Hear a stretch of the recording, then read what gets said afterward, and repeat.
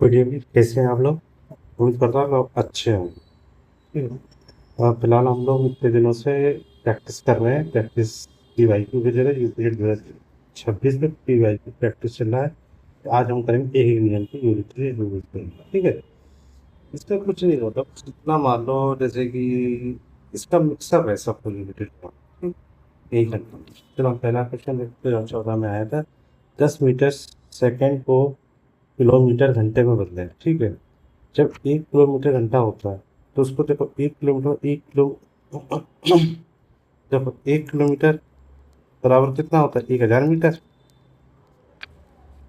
और 1 घंटा बराबर कितना होता है, 3600 सेकंड। ठीक है। यही चीज हमने लिखा है यहाँ कि 1 किलोमीटर को मीटर प्रति सेकंड में बदलना है। 1000/60 × 60, जीरो से जीरो कटा, जीरो से जीरो से कटा, तो 10/36, इसका 2 से डिवाइड करें 5/18। तो 1 मीटर सेकंड बराबर क्या होगा। और वही चीज इसको यहाँ से ट्रांसफर कर देना, इसको ऐसे करके, और इसको इसको 1 मीटर पर सेकंड बराबर 18/5 किलोमीटर घंटा होगा। ठीक है। वो कह रहे हैं 10 मीटर सेकंड पर। अब देखो एक का तो हमें मान पता चले गया है 18/5 किलोमीटर से। ठीक है। तो 10 का कितना होगा, इससे 10 का मल्टीप्लाई कर दो। 10 का जब मल्टीप्लाई किया 10 × 18/5, 5 36 किलोमीटर। इसका आंसर क्या आया, 36। ठीक है। अब देखो अगला क्वेश्चन समझते हैं। कह रहा है एक एलिवेटर किसी खदान में 6 मीटर प्रति मिनट की गति से उतरता है। ठीक है। एलिवेटर है वो, ऐसे है जैसे कोई खदान है। ठीक है। ऐसे करके यहाँ एलिवेटर है, ये ऐसे जा रहा होगा। ठीक है।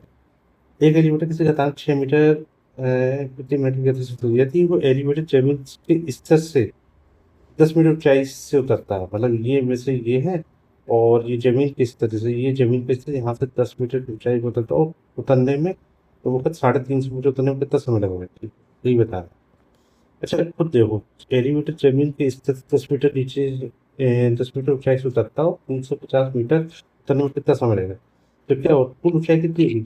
अगर हम देखे जाए, जैसे ये है, हमको इतना है जमीन उतरता है, और कुल ऊंचाई जो दी है 350, यहाँ से उतर जाएगा पूरा, उतरने में 10 और तो चाहिए, तो ये कुल मिला के कितना हो जाएगा, 350 + 10 मीटर, और 360 मीटर। अब कह रहा है कि उसमें हम जब उतरेंगे कितना समय लगेगा। तो अवश्य में क्या होगा, जब वो प्रति मिनट पे 6 मीटर उतर रहा है, तो 360/6 भाग 60 मिनट बराबर 1 घंटा। इसका आंसर क्या आएगा, 1 घंटा। क्लियर है ना। ठीक है। अगला क्वेश्चन सुनो। कह रहा है कि दो भाइयों की आयु, देखो ये क्वेश्चन समझ में नहीं है, दोबारा देखो। जैसे मेरे पास ये है, मान लो जैसे ये है, ये है, मतलब सुरंग टाइप की। ठीक है। यहाँ पे मेरे को लगेंगे मशीन पे। कह रहा है कि एलिवेटर जमीन के स्तर से 10 मीटर ऊंचाई से उतरता है। यदि एलिवेटर जमीन के स्तर से 10 मीटर ऊंचाई से उतरता है। ठीक है। 10 मीटर की ऊंचाई से उतर रहा है। ठीक है। यहाँ से फिर ऊंचाई से उतर रहा है। कह रहा 350 मीटर उतरने में कितना समय लगेगा। तो 350, ये पूरा ये बचा हुआ है, ये 10 है, और ये 350 बस, यही है। इसको करके कितना है? जमीन तो ये है, जमीन से इतना हो जा रहा था 350, कुल मिला के कितना है, 360। बस वही है। अब वो कह रहा है प्रति मिनट एक, जैसे जैसे हम कहते हैं ना कि अगर 1 मिनट में इंसान 6 मीटर उतरता है, तो उस 1 मिनट में एक, सॉरी, 1 मिनट में पूछ रहा है कि वो 6 मीटर उतरता है। ठीक है। तो 360 मीटर कितना उतरेगा, मतलब 6 का कितनी बार डिवाइड होता है, 60 बार, तो 60 मिनट बराबर 1 घंटा। 1 घंटे में उतरेगा। ठीक है। लिखा है दो भाइयों की आयु के अंतर दोनों रूट संख्या है। रूट संख्या वही मान लो आवाज संख्या है, जो पेपर खुद से या एक से डिवाइड हो जाती है। तो हमने आप लोग को बता रखा था रूट संख्या क्या है। रूट संख्या मान लो, रूट संख्या लाइक स्वयं व एक से विभाजित, बस इतना समझना है। देखो इसका ऑप्शन लगा है, बड़े भाई की उम्र 23 उम्र, छोटे भाई की उम्र क्या हो सकती है। ठीक है। तो फिर इसको हम डायरेक्ट, क्योंकि इसमें देखो रूट संख्या दे रखी है 23 वर्ष की है, छोटे में तो ये मैच नहीं है। तो हम क्या करें, इसका ऑप्शन ले लेते हैं। माना कि बड़े भाई की उम्र एक्स ले ली 23 वर्ष। ठीक है। और छोटे भाई की उम्र ले ली मैंने 22 वर्ष।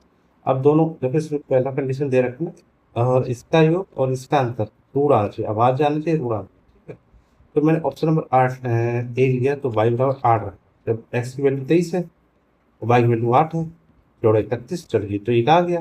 लेकिन एक्स माइनस पहले 23 माइनस 8 किया तो 15, तो ये क्या हो जा रहा है, ये तो विभाजित हो जा रहा, 3 से हो जा रहा, 5 से हो जा रहा, 15 से भी हो जा रहा। ठीक है, अब मैंने ऑप्शन नंबर बी लिया, वाई बराबर 12 बस। एक्स प्लस वाई बराबर 23 प्लस 12 35, तो ये पहले ही कट जाएगा, तो 3 से हो जाएगा, 5 से हो जाएगा, विभाजित ये कैंसिल, लेकिन अंतर 11 आ गया, यहाँ बात है। फिर वाई बराबर 18, ऑप्शन सी पे आया। एक्स प्लस वाई 23 प्लस 18 31, और एक्स बराबर 23, तो दोनों खुद के टेबल से होंगे, एक 31 या एक या 5 या एक। जब इसका ऑप्शन क्या आएगा, इसका ऑप्शन आएगा, जब इसका ऑप्शन आएगा 18 का, तो छोटे उसने पूछा है कि छोटे भाई की उम्र कितनी है, छोटे की उम्र कितनी है, 18 वर्ष। ठीक, क्वेश्चन नंबर 4 लिखा है कि किसी 5 सदस्यों वाले परिवार की औसत आयु 20 वर्ष है। अगर परिवार सबसे छोटा सदस्य 10 वर्ष का है, तो उससे छोटा जो छोटा सदस्य पैदा हुआ तो परिवार की औसत आयु क्या है। बहुत ईजी क्वेश्चन, सुनो। परिवार की औसत आयु 20 वर्ष दी हुई है, दिख रहा है, ठीक है। कुल सदस्य 5, क्लियर ना। अब देखो कह रहा 5 सदस्यों की कुल आयु 20 × 5 है, ठीक है। मतलब अब जैसे कुछ सोचो, जैसे अगर हम ये चीज बात करें कि एक, मतलब मैं ये बोलूँ कि औसत बराबर क्या होगा, औसत बराबर क्या होता है, बताओ। जितने हैं उनका योग, ठीक है, योग बटे और कुल सदस्य, ठीक है। मतलब जितने हैं सदस्य, यहाँ लिख सकते हो सदस्यों का योग और कुल सदस्य, ठीक है। मान लो जैसे मेरे यहाँ है 20 लोग हैं, 4 लोग कुल सदस्य, तो औसत आयु कितनी है, 4 × 5 = 20, तो वही है। कह रहा है कि औसत आयु यहाँ 20 वर्ष है, ठीक है, 20 वर्ष है, और कुल सदस्य 5 है। तो मैं इनका मल्टीप्लाई कर दूँ, जैसे औसत का मल्टीप्लाई मैं कुल सदस्य करता हूँ तो कुल योग आ जा रहा है। तो कुल आयु कितनी है, 5 100 वर्ष आ रहे। कि परिवार में सबसे से छोटा 10 वर्ष है। अच्छा चलो सोचो कि जब मेरा ये बंदा था, हमने जब जोड़ा 5, ठीक, अब मैं इसको हटा रहा हूँ, मतलब इसकी उम्र इस टाइम छोटे सदस्य की जो उम्र है ना, वो है 10 वर्ष है, ठीक है। तो इसमें लिखा हुआ है कि परिवार में सबसे छोटे 10 वर्ष है। अतः हम 5 हैं, ठीक है। छोटे सदस्य पैदा होने से पहले परिवार की आयु थी 10 × 5, औसत 5 का यही होगा, क्योंकि 5 सब में बटा है, ठीक है। अब बात करते हैं उसमें से कट गया, क्योंकि देखो हमें प्रयाग ने छोटा सदस्य जब पैदा हुआ था तब तक था। अब पैदा होने के बाद काउंट हो गया, 10 वर्ष हो रहा है, मैं काउंट करते ही जा रहा हूँ हर साल, 5 गुणा होता जा रहा है। तो 10 × 5, तभी 10 × 5 = 50, और कुल कितने हैं, 100 माइनस 50 50। अब देखो इसमें अगर छोटे से पैदा होने पे, जब कोई बच्चा नया पैदा होता है तो उसकी उम्र को नहीं काउंट करते, फिर ये एक इंसान बन जाता है। जैसे अगर 4 है, मतलब 1 2 3 4, कल पैदा हुआ है, ये बंदा 5वां हो गया परिवार का सदस्य। इनका जो जितना है उम्र आ रही हो, ठीक है, मान लो 20 आ रही, तो ये कितनी है, एक और जुड़ गया, 5 20 4, ऐसे करके मतलब पैसा छोटे पैदा होने परिवार को से 20 × 20 / 5, 10 वर्ष, ठीक है। तो इसका आंसर देखो 10 वर्ष ऑप्शन है। कुछ क्वेश्चन नंबर आ जाएंगे 5 पे, निम्न विकल्पों में कौन सा विकल्प सही है। ब्रैकेट में x + y का होल स्क्वायर माइनस का ब्रैकेट में x³ + का y³ का गुणनफल क्या होगा, ठीक है। कुछ नहीं करना है, इस क्वेश्चन को बस 2013 में आएगा, इसको बस खोल लो। इसका फार्मूला पता होगा ना, a + b का cube, a³ b³ 3ab a+, बस एक फार्मूला रखना है, बस आंसर आ जाएगा। इधर बी का होल स्क्वायर a³ तो b³ को 3ab 3x² + y मिलता है। इसको खोला, इससे ये कट गया, बचा क्या 3x, फिर गुणनखंड क्या है, तो इसका 3xy + y, तो गुणनखंड ये है, एक्स वाई हमने एक्स्ट्रा लिखा है, 3xy होगा, तो 3xy दिखा, सही आंसर। अगला क्वेश्चन पे आते हैं, कहते हैं x + 1y x बराबर बराबर होता है 5, तो x² + 1/x² का मान क्या होगा। उसने पूछा कि जैसे ये लिखा है कि x + 1y x बराबर 5 है, तो x² 1y x² की वैल्यू बता, बस कुछ नहीं। अच्छा क्या होगा, अगर हम स्क्वायर चाहिए तो हम दोनों पक्षों में गुणा करेंगे ना, मतलब हमें स्क्वायर कहाँ से लाएगा, मतलब उधार लेंगे। x + 1y x पर समीकरण, समीकरण एक का दोनों तरफ वर्ग करने का। जब मैंने इसका वर्ग किया तो मैं देखा हूँ कि a + b का औसत क्या होता है, a² + का b² + का y², ठीक है, तो वही हुआ। अब मैंने इसका वर्ग किया, A square B square into two into A into B, X से एक्स कट गया, ठीक है, टू बचा, एक्स स्क्वायर रोटे एक्स स्क्वायर इधर, टू जो था इस साइड गया, 25, बस 5 का स्क्वायर 25 मैंने 23, इसका आंसर 23 है। चलो अब अगला क्वेश्चन करते हैं, प्रश्न नंबर 7, ठीक है, कह रहा है कि ए और बी की आयु 6:5 अनुपात, अगर उनकी आयु को योग 44 तो 8 वर्ष बाद उनकी आयु का अनुपात क्या होगा, 2:16 में आया हुआ है। अच्छा हम करें कुछ नहीं पड़ा, ए और बी की आयु हमने मान ली 6x 5x, तो रेशियो में तो x देना पड़ेगा, कॉमन को, ठीक है, ए और बी की आयु 6x 5x, फिर उनका योग 44 हमने इसको जोड़ा तो 11x आया, 44 से डिवाइड करा तो 44/11 किया तो 4 बार आया, तो मैंने एक्स की वैल्यू हमारा ए की आयु 6 चौक 24, बी की आयु 5 छठू 20 साल।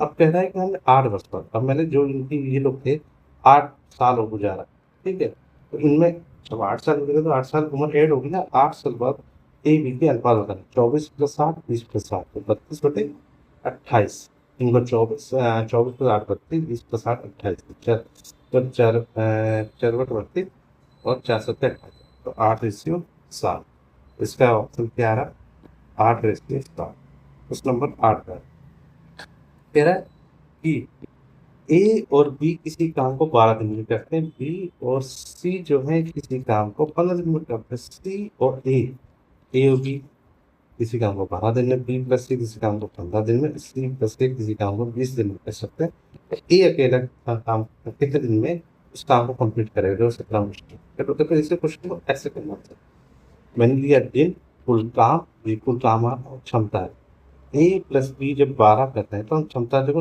इसमें क्या 60/12 का तभी आ रहा है, ठीक है, क्षमता, तो क्षमता बराबर क्या हो गया, क्षमता बराबर हो जाएगा कुल काम बटे दिन, ठीक है, ए प्लस बी बराबर 12, तो 12 12 × 7, बी प्लस सी बराबर 12 दिन में काम करे, मैंने इसका एलसीएम लिया पहले, कुल काम 60 आया कैसे, तो मैंने एलसीएम बताया था कि 12, ऐसा टेबल सोचो 12 15 और 20, ऐसा एक संख्या सोचो जो तीनों से डिवाइड हो रहा है, तो देखो हम अगर सोचते 30 नहीं होगा, तो 12 से नहीं हो रहा, 15 से हो जाएगा, 20 से नहीं होगा, 40 और 60 देखो, 12 × 5 = 60, 15 × 4 = 60, 20 × 60, तो 60 ऐसी संख्या है जो तीनों डिवाइड, उससे टोटल मैंने एलसीएम जब आएगा तो 60, बी प्लस सी बराबर 15 है, तो भाई ये 60/15, 15 छठू 60 ही 4 है क्षमता, सी प्लस 20 तो 20 बटे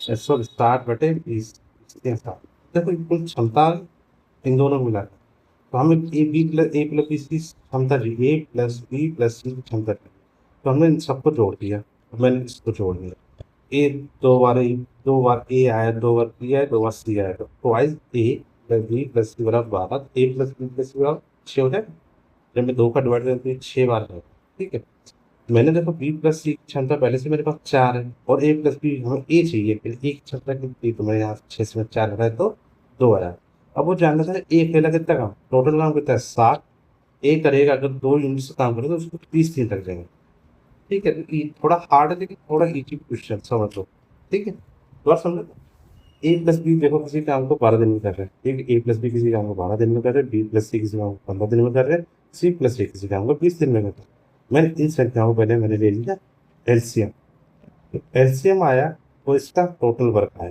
ठीक है, अब मैंने क्या किया, एलसीएम तो आ गया, जो हमने क्षमता फाइंड की ना, जो दोनों मिलकर काम करी, टोटल वर्क से मैंने डिवाइड की, क्षमता आ रही, ऐसे मैंने क्या टोटल वर्क उससे डिवाइड की, क्षमता आ गई, मैंने इसको इन सबको ए प्लस बी प्लस सी की हमें चाहिए क्षमता, तीनों को ऐड कर दिया, इसको ऐड कर दिया, फिर मैंने इसको ऐड कर दिया, फिर ऐड किया तो क्या आ गया, 6 आ गया, मतलब 2 बार आया तो 2 से कट जाएगा, 5 आया तो 12 आ गया, 2 से 6 बार, हमें बी प्लस सी की क्षमता में पहले पता है 4, तो ये इसमें से घटा दिए तो आ गया, ठीक है, अब आखिरी क्वेश्चन हम लोग कर लेते हैं, कह रहा है कि 40 व्यक्ति 30 दिनों में 200 केजी चावल खाते हैं, तो कितने दिनों में 30 व्यक्ति 500 केजी चावल खाएंगे, तो भैया 40 व्यक्ति थे, यहाँ 30 व्यक्ति थे, देखो यहाँ क्वांटिटी बढ़ गई, यहाँ भी क्वांटिटी, यहाँ क्वांटिटी कम है, यहाँ बढ़ गई, तो मतलब दिन ज़्यादा लगेंगे, आराम से चलेगा प्रोसेस, तो इसका एक फार्मूला याद रखना, जब भी ऐसा हो कि कोई व्यक्ति, एक आदमी 10 दिन में काम करता है, दो दूसरा आदमी मतलब तो कितने दिन में काम, ये वाला फार्मूला जब काम आ जाए, वर्कलोड हो जाए, तो कुछ खाने पीने तो ये ऐड होगा, ठीक है। तो M1 D1 M2 W2, ठीक है। तो M1 40 है, D2 30 डेज है, W1 है 200 kg का राशन है, M2 30 है, D2 पता करना और D2 उसका फार्मूला क्या है, 40 30 220, D2 500। ये देखो जीरो से जीरो कट गया, ठीक है। ये 2 से डिवाइड किया तो 20 हुआ, 30 से 30 कट गया तो 30 × 5 100, ठीक है। आज हम लोगों ने आज हम लोगों ने क्या करा दिया, एक एक नियम वाले क्वेश्चन कर डाले, ठीक है। और इस क्वेश्चन में हमें लग रहा है इजी रहेगा, ठीक है। और इस क्वेश्चन में हम बस यही हम लोग को अज्ञात रास्ते फाइंड करनी थी, बस यही हमको इस क्वेश्चन में करना पड़ता है। और इजी और टाइम मैंने जल्दी जल्दी करा दिया। और कल हम लोग परसेंटेज करेंगे और प्रॉफिट लॉस करेंगे, ठीक है। और ये इजी क्वेश्चन है, अगर हार्ड है तो बताना, कोई कोई कौन सा क्वेश्चन दिक्कत हो रही है क्वेश्चन नंबर बता देना, हम आप लोगों को सोल्यूशन भेज देंगे, दोबारा समझा देंगे जब नई क्लास शुरू करेंगे, ठीक है। जय हिंद, अपना सब लोग ख्याल रखिए, पेपर आ रहा है और रिवाइज कीजिए।